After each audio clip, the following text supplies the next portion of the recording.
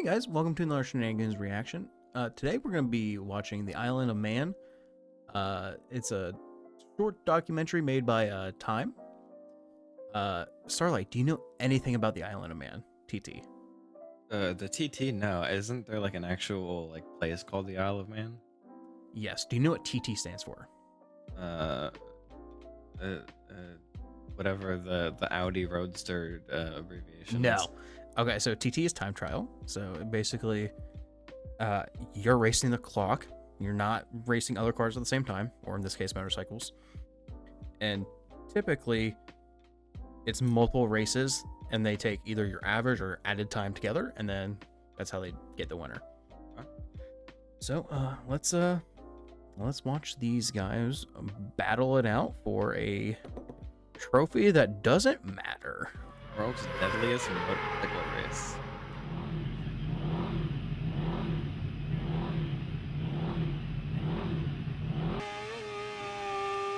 God, dude, that's fucking gnarly. My name's Connor Cummins. I'm Those are spectators on the side. Just, Yeah. and I race motorbikes for a living. The Isle of like a Man pleasant TT guy. race is the oldest race in motorcycle history. It is So it's interesting to me because I've seen like car time attacks, and those cars are like super over engineered, like multi-layer splitters, like gigantic wings, but these kind of look like regular motorbikes. So this video is about 7 years old. So this is an older video. Nowadays, they editor put up a picture of a Kawasaki H2R. Like we now have bikes getting aero, and they are also getting very over engineered. But cars have roll cages. Bikes don't. No. And as we saw before, this is like on the street, like potholes and all. That part reminds me of like Rally, because Rally is just done on like a street in the middle of a country. Yeah, this the Island Man kind of like, this is part of their personality now, is this race. It brings in a lot of tourism. I believe you have to get invited to even run. I think they only let 500 people race. It's a small number. I didn't know they had a personality, so I guess this is a good start. Wait, aren't they the country with like the feet on their flag or something? Well, I believe they are. I'm googling Island of Man flag real quick. Yes, they. Oh my god. But flags and motorbikes. Okay. Yeah. So let's keep oldest watching. and most daring racing still allowed. In 107 years of racing, there have been 242 deaths. 4 deaths occurred this year. That's not a good ratio. So I believe I'm pulling these numbers out of my ass. This was recording 7 years ago. I believe last year there was 7 deaths. Like, these guys put it all out on the line the entire time. I think they're going to talk about it in the video, but I think they do the race like 10 times for a total of like, I think each runs like 30 miles. Like they're full throttle the entire time, or on the brakes. There's only so much you can like practice for. Yes, and they're on bikes. There's not room for error. Like you said, you don't have a roll cage. If you hit something, you're crying at that point. God, dude, they're rubbing knees on the ground and shit, dude. Like, It's a street race. It's totally different to anything. They're racing on public roads, on super bikes with more than 200 brake horsepower. Big sticky fat tires on them. so for perspective, my car, which is pretty quick, makes 250. And these bikes weigh about 350 pounds. Like, these bikes are fucking gnarly. And like, I don't know, me and you have played around with cars before. You can, with cars, there is room for error, depending on what you're driving. And depending on how you're driving it. A normal motorcycle driving as a daily, not a lot of room for error. Yeah. These guys, when they're a foot off the curb, there is zero. Oh, 100%. And I didn't see it until he mentioned it, but I never realized how thick their back tires are until he literally just said something about it. Like, nowadays the bikes look a lot different because they are aero, and it's all about getting weight on the front end. But I mean, these bikes aren't cheap either. Like, the motorcycles that me and you were looking at are like $4 or $5 grand. Some of the, maybe not these specifically, but I know the MotoGP, like the racing motorcycles for MotoGP, are $500,000 each, if not more. It's crazy. That's a house. Like, that's a nice house. And like, I don't know. Again, we've talked about motorcycles. It's not an if you wreck a motorcycle thing. It's a when. You just have to hope that on this track or during this race, you don't. He also sounds so fucking nutty. And it's the best race on the planet. Blink if you need help, buddy. Yeah, dude, at these speeds, like, gear's not gonna save you. No. Holds a big, strong place in my heart. It doesn't even look like they're wearing a lot of gear. Like, I'm sure they're wearing stuff under it, but it's...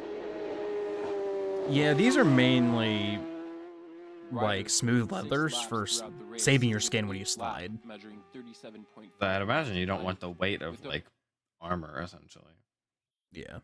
6 laps throughout the race, with each lap measuring 37.5 miles in length.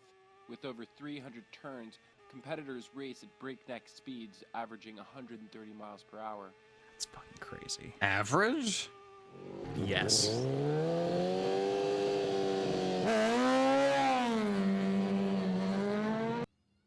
There's no... I suppose that you could say there's a little bit of fear, but like that's...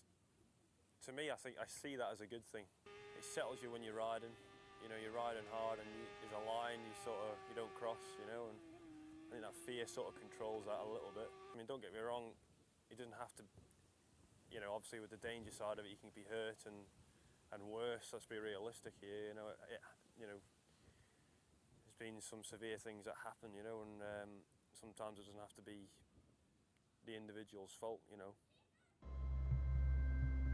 Yeah, that's what, like, it. You can train as much as you want, but all it takes is just one little freak thing happening, and that's it. Yeah, and that's I respect his honesty about fear, because like I've been into cars my entire life. I've unfortunately done some dumb shit. I've also done some shit on a very safe track. If you're not scared, you are either not pushing your car hard enough or you are too dumb. Having fear in what you're doing keeps you safe to a certain point. Yeah, it's like a controlled fear almost. Like, you understand that you're pushing limits, but you also understand that, like, you're not to go past that in a way. It's almost like a respect thing. Like, Yeah. you need to respect the fact that you're on a 400-pound bike with 200 horsepower, and you're laying your knee down 1 inch off the ground, if not touching the ground through these corners. I'm just imagining you take one corner too tight where there's a curb and like your leg is just gone. There's nothing saving you. So a little trigger warning. This clip it does get a little gnarly. And just for your sake, it's not TOS. But look away for the next like 30 seconds if you don't want to see some gnarly shit.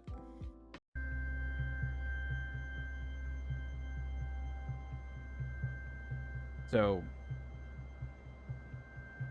you lose the front end and you're going over the hill. Yeah, he just ragdolls. There's nothing he can do. Well, 2010 I had a big smash at the veranda on the mountain road of the TT course. I lost the front end at 150 plus mile an hour. I ended up going over, So that is him. over a hillside and cartwheeling down a hill. And yeah, next thing I knew I was in hospital with a broken back, dislocated knee, and a bust arm. You know, it's pretty horrendous, but that was that, and this is now. You know, it's all behind me, and something I've forgotten about really, and you know, it's took a lot of getting back from. To be honest, it's took a lot of strength, physically and mentally, to get through it, and hopefully I'll start seeing the fruits of my labours. The fruits of my labors. I really I respect that mentality, because a lot of athletes or people doing extreme sports like this, if they get an injury, that will affect their capabilities. Like they're too scared of getting injured again, or they're a little gun shy, or they're just kind of scared to go full tilt again. So I respect them for just getting back out there and getting over it, essentially. Like, it happened, but it's not the end. Yeah, and then not to again like beat this into like the viewer's head. It's one thing if you're a pitcher and you get a line drive, and the next time, a few months later, you're just constantly throwing balls because you're scared. If these guys go back out to perform and they're not on their A game, they can and will die. Yeah. And they know that. They go into it knowing that. And like, it wasn't even his fault from what I saw. Like, he just loses his front end just gave out, and there's nothing he can do about it. And he's just literally, what can you do? You know, like. Yeah, I mean, shit happens in racing. Like, yeah. You race long enough, you will crash. Anything. Doesn't matter if it's driving normally. If you just drive wrong, yeah, long enough, I mean, anything can happen. And doing that at 200 miles an hour, recipe for disaster. But I respect the guys that do it.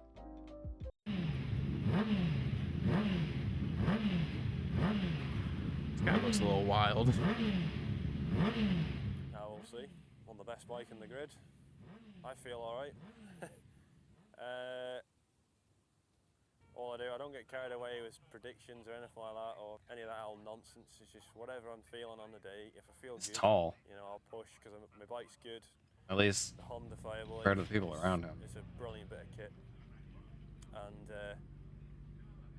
you know, I'd love to do myself and the team justice by getting a good result tomorrow. You know, and there'll be no one trying as hard as I am. Needs no build-up from me. Here we go. The PokerStars Senior TT, the big race of the week. 1 minute, less than 55 seconds to go, as the top boys are now paddling. Well, he's got some chops. Machines.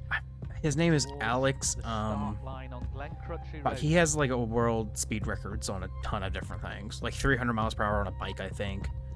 Does each chop add 5 horsepower? I think so. Next away, number 10. 10 is Connor Cummins. The Ramsey rocket is launched down towards Spray Hill on the Honda. It's so gnarly, dude.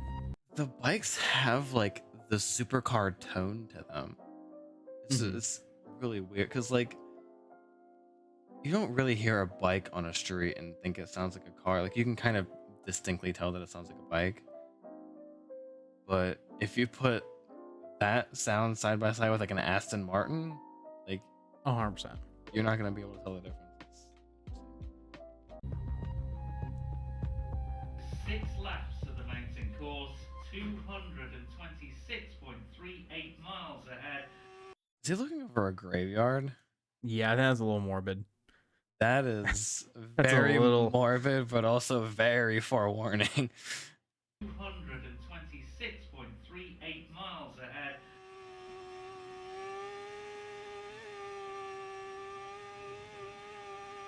It's crazy.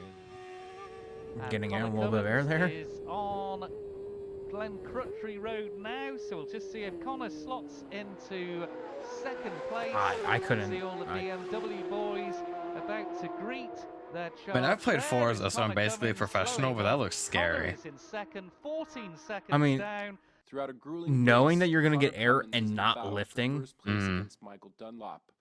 Despite a neck-and-neck race, I don't know if I Connor could have, comes in like- second. No one's forcing I don't know, dude. anyone to do this race at all. No one's forcing me to do it. I want to do it. I'm fully aware of what goes on. It's down to me. Everyone else is the same. There's not one man in that paddock who's signed up because they have to. It's because they want to. It's as simple as that. No, at the end of the day, I'd only stop if I stopped enjoying it. If I wasn't enjoying my racing, then this place is not the place to be riding a motorbike. You know, all I can Yeah. probably say is, you know, they were doing something that they loved. Riding a Being motorbike that intelligent, and enjoying themselves. You know, know it's that. very easy for me to sit here and say that. He is I can't imagine very- anyone's position who's grieving right now. You know, but hopefully they would take some kind of comfort in the fact that they were enjoying themselves and, you know, doing something they wanted to do. I don't want to cut him off, but he's very aware of like everything that's Yeah. going on around him. Like he's very aware of the risks. He's very aware of the consequences. And that's due to the promoter of the race. Like, I watched another documentary about this because it's coming up at the end of May for this year's.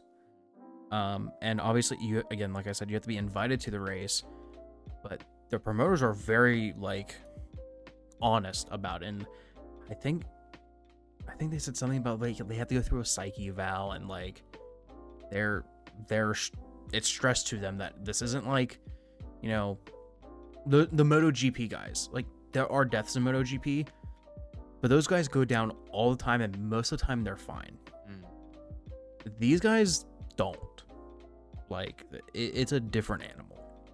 I would imagine, like, for insurance purposes and whatnot, like they have to go through everything, like Yeah. every little detail. Like, look, dude, you could die. Like, are you sure? I just don't know how you sell that to your family, dude. Hey, Dad, I'm gonna go drive a motorcycle really fast around this track. Not even dad, because like dad would be like, do whatever, do like your wife, your kids, like. Yeah, so I'm gonna go race a bike. I might die. I'll be sure to be back for dinner by 7, maybe. And like this guy has a full-time job. I forget what it is. He works in like IT or something. Like these guys, like they make money from this, but it's not like, or maybe it was a different documentary where the guy has a full-time job still, and this guy might be like just a professional rider. But like, Crazy. this isn't paying their bills. That is so crazy to me because my experience is like NASCAR or Formula One. Like that is all those guys do. They drive year round, they train year round, they practice year round. I couldn't imagine doing that for this event and having to go work your 9 to 5 when you get home. Yeah. And I know, I would assume, I don't know, but I would assume like we don't see a lot of like MotoGP guys again. One, because I mean, they're probably more aware than anyone else how dangerous it is. Two, I'm sure their bosses don't want them to go and fucking do it. Like, that's just why we don't see baseball players in the Olympics, NFL like starting players in the playoffs. They don't play in the Pro Bowl. Like, it's just adding risk where you don't need it. Yeah, I can recall back to the MLB last year when they did their version of like the World Cup. The closer for Venezuela, I think Edwin Diaz tore his ACL doing a completely optional event. Just a freak. He's literally jumping up in celebration after the game, landed wrong, tore his ACL, and wasn't able to play the entire remaining season. Like the season hadn't even started yet. This was before the season. He was out the whole season because of this injury. And so I couldn't imagine my boss willingly giving me like PTO. Yeah. If he knows that I'm going to go to this race and I might not come back ever. And it also probably like, I don't know, like I just said that they're more aware than the rest than anyone else, but also like it they could come into this super cocky, like MotoGP riders. Like, well, you know, I drive a 1000cc fucking bike every day for practice and everything. But that's on a smooth track with safety officials everywhere and a set of like rule. Like there's fucking potholes on this road. Yeah. Now I'm pretty sure they get prepped and like they try to eliminate all the big bumps and shit. But I mean, we saw they were getting air and shit, dude. Like that doesn't happen at a normal track. No. A normal track is designed to just be as smooth as humanly possible, beat over and over and over again. Yeah. And I think Connor Cummings, I think I heard was his name. He strikes me as very confident. I can tell he has balls. I mean, he said no one's gonna run this track harder than I will. Like, I respect that, but it doesn't come across like, yeah, my dad bought me this bike and I can do whatever I want. Like, he's not arrogant. Yeah. He earned his shit.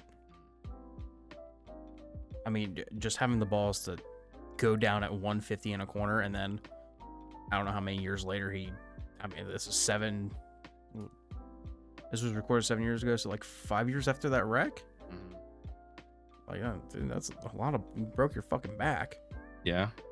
I mean, and if he was working a full-time job too, like I couldn't imagine he went back to that a week after. I don't know. What is his name? Connor Cummings. Okay, so he is a full-time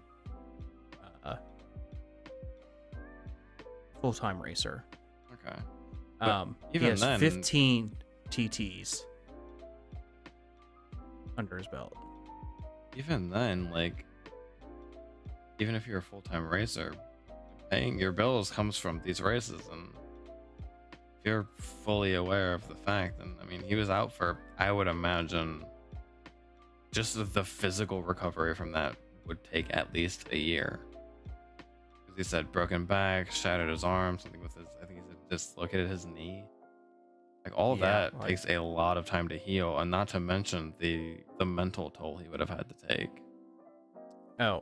In 2023, last year, he set the fastest lap ever. Break your back, set the lap.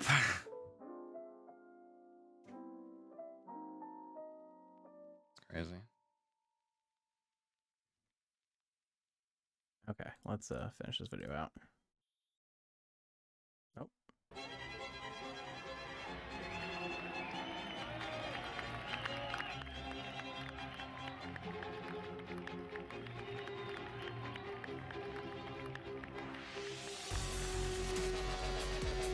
You gotta do a victory bar now. Oh, dude, you go until that bitch blows up.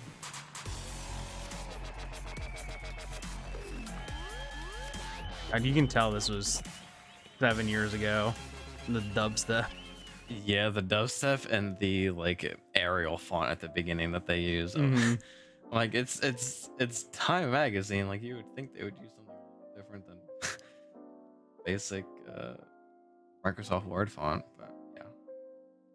Huge respect to these guys. That shit. Yeah, I mean, they go to battle with it every time, and you have to know yourself enough to push yourself, but not too far. Yeah. They definitely, you can't hold back, but you need to be wary almost. They know they have to push, but they're definitely aware of their limits. But there's also, I would just also have that lingering fear in the back of my mind, like, no matter how much I've worked for this, no matter how much I train, it takes one little freak accident, and it could be it. Like, not to mention, I'm sure there's times, maybe not here because they're motorcycle enthusiasts and not fucking rally goons, but if it's anything of rally, dude, there's gonna be people crossing the fucking roads randomly, and yeah, I'm sure they have that shit like cut out. Like, I'm sure that doesn't happen there. I hope. I would hope not also. But it just, like, it goes to show that he took that corner and slid right off, and he's lucky to even be in a position to recover. Like that could have been it for him right then and there. And I wonder if that was going through his mind the whole time he was recovering. Like that could have been it for me. Yeah, it's I don't know. I